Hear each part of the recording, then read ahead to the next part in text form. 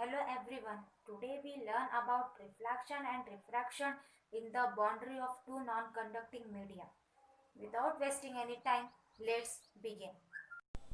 Consider a plane interface at j is equal to z is equal to 0 xy plane separating two homogeneous media then.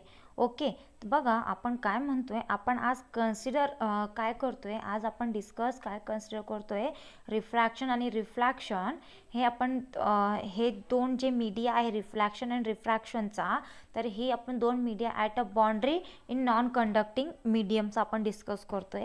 तर आपण काय म्हणतोय की plain interface आहे ती काय आहे, z इज इक्वल टू 0 आहे आणि एक्स वाय प्लेन काय होतोय, separating two homogeneous media. Then epsilon 1 काय आहे, permittivity of medium first, epsilon 2 permittivity of medium second, μ1 permeability of medium first, μ2 permeability of medium second. Okay, तर आपण जे दोन मीडियम कन्सिडर करतोय रिफ्लॅक्शन आणि रिफ्रॅक्शनचे, तर फर्स्ट मीडियम आणि सेकंड जे इन्सिडेंट रे आणि रिफ्लॅक्टेड किंवा रिफ्रॅक्टेड रे है ना. तर जी मीडियम फर्स्ट आहे त्याला आपण ॲप्सिलॉनने डिनोट करतोय, जे मीडियम सेकंड आहे त्याला ॲप्सिलॉन 2 ने डिनोट करतोय आणि जी परमेबिलिटी आहे मीडियम फर्स्टची त्याला μ1 ने डिनोट करतोय आणि परमेबिलिटी मीडियम 2 ला μ2 ने डिनोट करतोय. Below figure show plane wave with vector ki and frequency omega I be incident from medium first at point 0 on the interface. ठीक आहे, आपण काय फिगरवरून आपण काय कन्सिडर करते की प्लेन वेव्ह आहे त्याला आपण काय म्हणतोय, वेक्टर के आय म्हणजेच काय, इन्सिडेंट रे, आणि त्याची जी फ्रिक्वेन्सी आहे इन्सिडेंट रेची ती काय आहे, ओमेगा आहे. ठीक आहे, म्हणजे ही मीडियम फर्स्ट आपण कन्सिडर करतो. इन्सिडेंट रे ही कोणत्या मीडियमला आहे, मीडियम फर्स्टला at point O on the interface. Let the reflected and refracted wave vectors K I and K R and the frequency WR and WI respectively है ना. आपण दोन जी कंडिशन आपण जे बघणार आहोत रिफ्लॅक्टेड अँड रिफ्रॅक्टेड वेव्हच्या जे वेव्ह वेक्टर आहे ती काय म्हणतोय आपण, जे वेव्ह वेक्टर आहे ते आपण के ने डिनोट करतोय. तर के आय म्हणजेच काय म्हणतोय, wave vectors of incident ray of the reflected plane किंवा रिफ्रॅक्टेड वेव्ह. अँड जे के आर आहे तर के आर काय आहे, तुमची wave vector of the reflected or refracted ray of the wave vector, आणि त्याची फ्रिक्वेन्सी काय आहे, ओमेगा आर आणि ओमेगा आय म्हणजेच इन्सिडेंट आणि refracted ray respectively. By applying boundary conditions we have E I काय आहे, तुमची काय होतीये, वेव्ह वेक्टरमध्ये तुमची जी रिफ्लॅक्टेड होते म्हणजे इन्सिडेंट रे आहे, तर ई आय टेंजेन्शियल प्लस, कारण की टेंजेन्शियल का म्हणतो आपण, कोणती कंडिशन घेतो आपण, बाउंड्री कंडिशन्स घेतोय, त्याच्यामुळे टेंजेन्शियल पॉईंट डिस्कस करतोय. तर E I tangential plus E R tangential is equals to E T tangential. Let's see a diagram different wave vectors. Okay, आपण ही डायग्राम जी आहे डिफरंट वेव्ह वेक्टर म्हणजेच रिफ्लॅक्टेड अँड रिफ्रॅक्टेड रे है ना. तर बघा जी मीडियम फर्स्ट दिसते म्हणजे ॲप्सिलॉन 1 है ना, म्हणजे त्याची परमेबिलिटी फर्स्ट मीडियमची, आणि बघा मीडियम सेकंड ॲप्सिलॉन 2 आणि μ2 म्हणजे परमिटिव्हिटी ऑफ सेकंड मीडियम आणि μ2 म्हणजेच परमेबिलिटी ऑफ सेकंड मीडियम है ना. तर बघा हे काय म्हणतो आपण, के आय है ना, मीडियम फर्स्टला जी के आय आहे तर ती काय आहे, वेव्ह वेक्टर आहे, म्हणजे कशाची वेव्ह, इन्सिडेंट वेव्ह वेक्टर आहे है ना. तर बघा डायग्राममध्ये बघा जी इन्सिडेंट, आपण जर रिफ्रॅक्टेडची केस बघणार, रिफ्रॅक्शन व्हॉट इज रिफ्रॅक्शन म्हणजेच काय असतो की जी ट्रान्सपरंट मीडियम असते, it is known as refraction ray है ना, म्हणजेच किंवा रिफ्रॅक्शन वेव्ह म्हणजे जी वन मीडियम टू अनदर मीडियमला ट्रॅव्हल करते, तर त्याला आपण काय म्हणतो, रिफ्रॅक्टेड वेव्ह म्हणतो. तर बघा मीडियम फर्स्ट पासून जी फील्ड वेक्टर आहे के आय इन्सिडेंट होतोय आणि काय होती, पर्टिक्युलर इन्सिडेंट होऊन काय होती, ती वन मीडियम टू सेकंड मीडियमला ट्रान्सपरंट होती है ना, म्हणजे वन मीडियम टू अनदर मीडियमला ती रे काय होती, तुमची पास होत आहे है ना, तर ही इन्सिडेंट वेव्ह काय होती तुमची रिफ्रॅक्टेड होती आणि तिथून जे मिळणारा अँगल आहे तो अँगल काय आहे तुमचा थीटा आर. म्हणजेच बघा जे इथून जे तुमचा इन्सिडेंटपासूनचा जे अँगल आहे मीडियम फर्स्ट टू मीडियम सेकंडमध्ये जे अँगल मिळतोय तो अँगल काय आहे थीटा आय, म्हणजे इन्सिडेंट रे आणि जी रिफ्रॅक्टेड होतीये आणि जे अँगल मिळतोय तो अँगल कोणता आहे थीटा रे म्हणजेच रिफ्रॅक्टेड रे है ना. तर ही तर केस झाली तुमची रिफ्रॅक्टेडची. आणि जर आपण रिफ्रॅक्टेड बघणार, आपण एकाच डायग्राममध्ये दोन डायग्राम कन्सिडर करतोय रिफ्रॅक्टेड आणि रिफ्लॅक्टेड है ना. तर आता आपण जर अनदर केस रिफ्लॅक्टेड रेची डिस्कस करणार किंवा रिफ्लॅक्टेड वेव्हची, तर बघा याच डायग्राममध्ये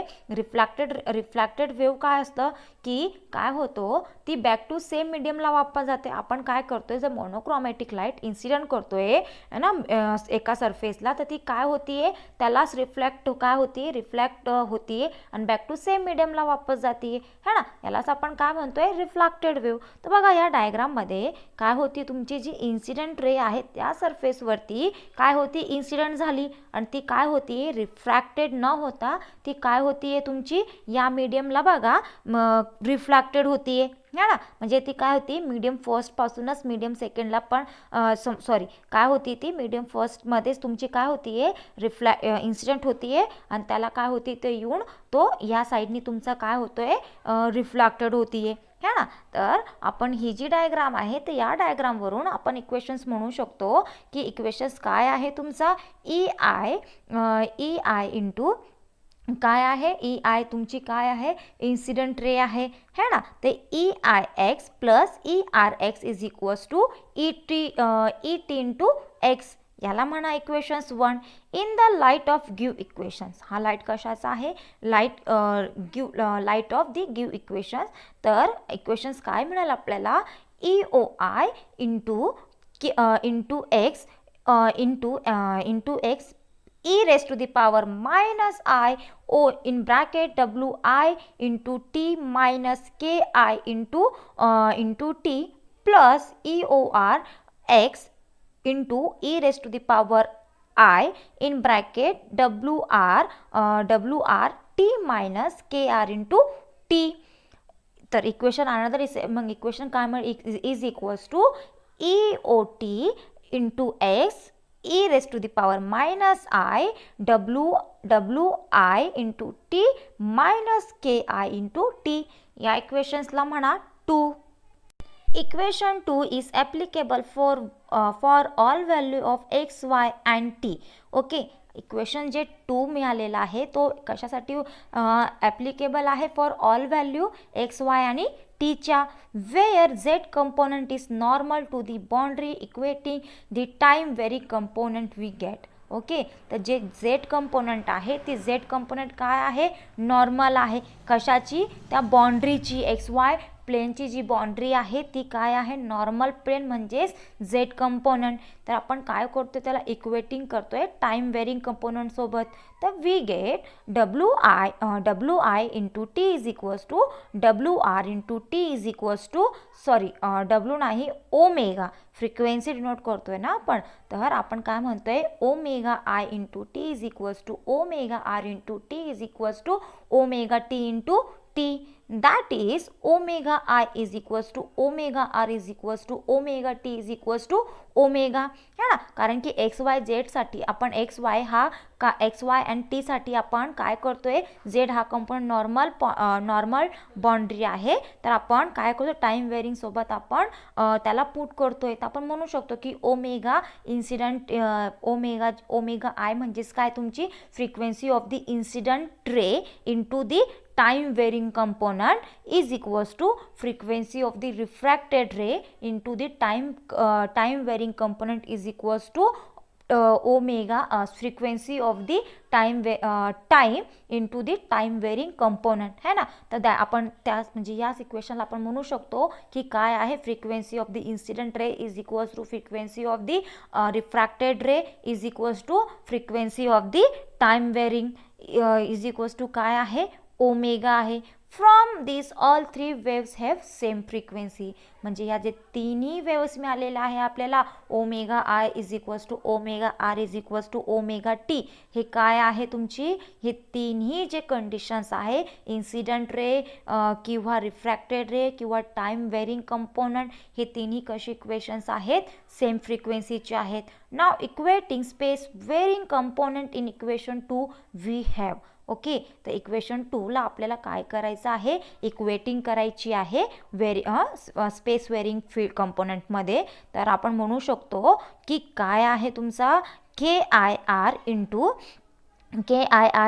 to is equals to 0 is equal to 0 is equals to K R into two is equals to 0 is equals to K I R into K T R T is equals to 0 है ना. म्हणजेच आपण काय म्हणतोय, याला म्हणा equations 4, that is K I X plus K I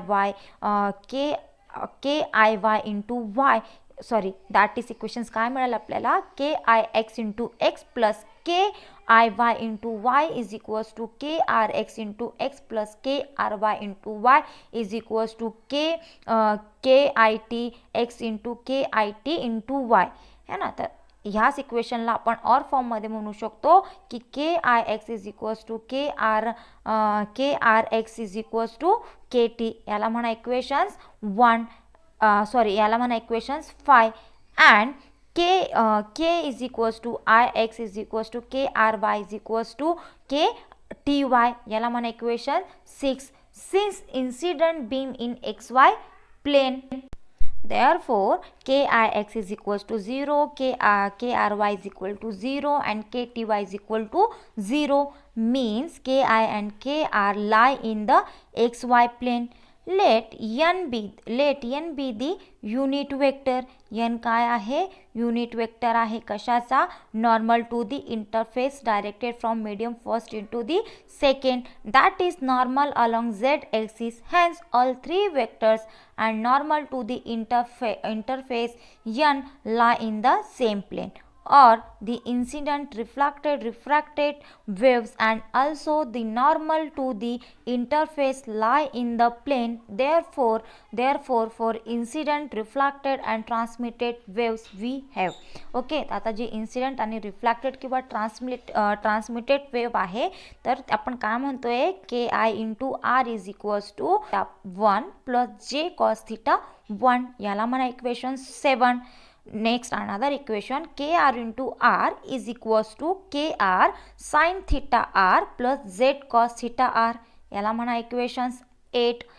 kt into r is equals to kt x sin theta t plus j cos theta t, याला म्हणा equations 9. From equations 4 we have. Okay, तर आपण आता equation 4 वरून आपण काय म्हणतोय की K I X sine theta I is equals to K R X sine theta R. तर याच इक्वेशनला आपण ऑर फॉर्ममध्ये सुद्धा म्हणू शकतो की K I sine theta I is equals to K R sine theta R, या इक्वेशनला म्हणा 10. Now K one is equals to omega upon V one and K R is equals to omega R upon V R from same medium. But omega I is equals to omega r and vi is equals to vr.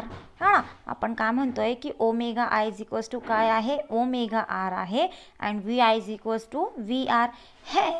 Hence K I is equals to K R from equations 1. है ना, आपण हे जे equations म्हणतो हे कशावरून म्हणतो, equations 1 वरून. तर आपण इक्वेशन्स म्हणू शकतो sine theta I is equals to sine theta R, that is theta is equals to theta r, याला म्हणा इक्वेशन 11. है ना, तर again from equation 4 and 3 we have K I X sine theta R is equals to K R X sine theta theta T, और K I sine theta I is equals to K R sine theta K T sine theta T. Therefore omega t upon vi sin theta r is equals to omega t upon vi sin theta of 1. or 1 upon v1 sin theta I is equals to 1 upon vi sin theta I.